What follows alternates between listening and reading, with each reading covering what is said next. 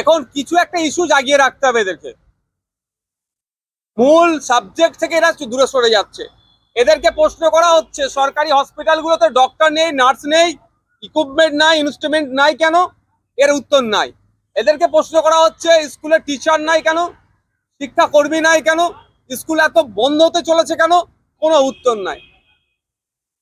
মানুষের রুজি রুটি কমে যাচ্ছে কেন? মানুষ পরিবার পিছু খরচ বাড়ছে না কেন, বাড়াতে পারছে না কেন?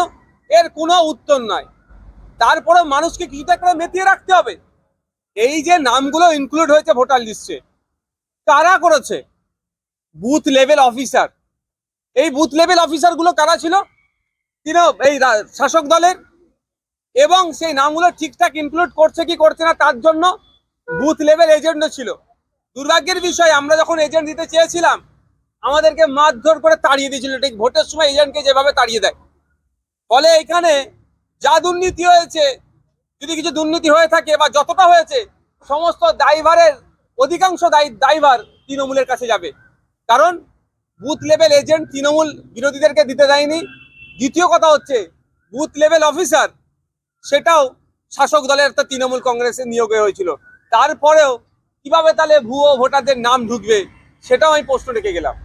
অভিষেক বন্দ্যোপাধ্যায় বলছেন যে দলের মধ্যে কারা বিশ্বাসঘাতকতার কাজ করেছিল, দলের হয়ে কাজ করেন লোকসভা নির্বাচনে, তাদের তালিকা আমি দলনেত্রীকে দিয়েছি এবং দলনেত্রী এ বিষয়ে যা সিদ্ধান্ত নেওয়ার নেবে।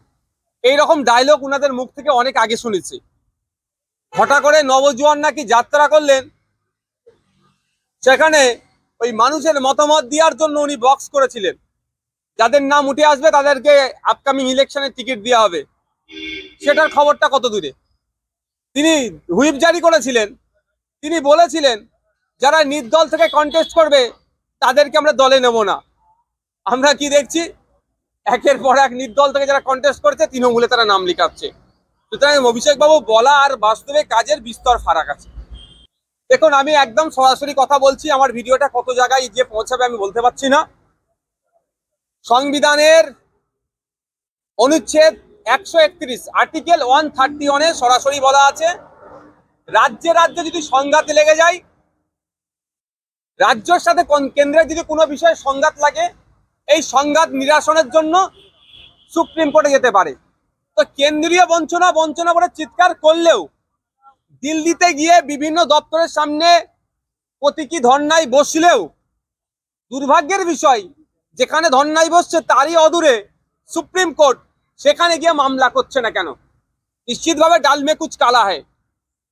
যুক্তরাষ্ট্রীয় পরিকাঠামোতে কোনোভাবেই কেন্দ্র সরকার কোনো রাজ্যের পাওনাকে আটকে রাখতে পারে না।